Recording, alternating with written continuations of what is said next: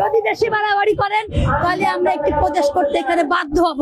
এই তৌহিদি জনতা বলে কোনো জনতা নাই, এই জনতাগুলো হচ্ছে জামাত ইসলামের প্রোডাক্ট। আর যদি মনে করেন যে না দাঙ্গা বাঁধাবেন, হিন্দুদের বিদায় করবেন, তাহলে আমরাও কিন্তু ছেড়ে দিব না। আপনারা যদি বেশি বাড়াবাড়ি করেন তাহলে কিন্তু আমরা আমাদের এই বাংলাদেশকে আরেকটি বিভক্ত করতে চাই, আমরা প্রদেশ করতে চাই।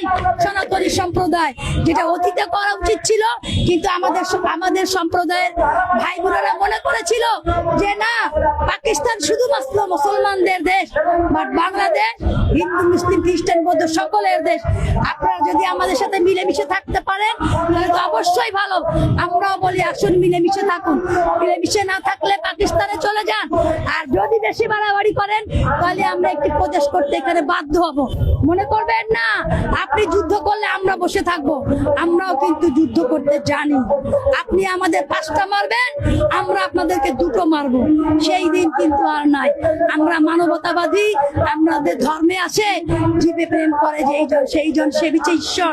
তাই আমরা সকলকেই ভালোবাসি, সকলের মধ্যেই বেঁচে থাকতে চাই। তবে আবারও বলতে চাই, এইসব মৌলবাদীরা যারা এই আমাদের রাম আমাদের দেবতাকে জুতা পিটা করেছে, ছবিতে আমাদের হৃদয় রক্তকরণ হয়েছে।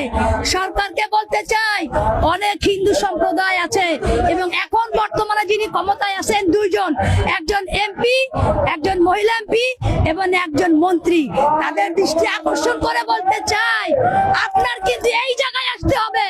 আপনি একজন সনাতনী, তাই যারা আপনার দেবতাকে জুতা পিটা করেছে আপনারা সংসদে এর প্রতিবাদ জানান, তাহলেই বুঝবো আপনারা সনাতনী, আপনারা হিন্দু, এবং দৃষ্টান্তমূলক শাস্তির দাবি করছি। আর যদি মনে করেন যে না দাঙ্গা বাঁধাবেন, হিন্দুদের বিদায় করবেন, তাহলে আমরাও কিন্তু ছেড়ে দিব না।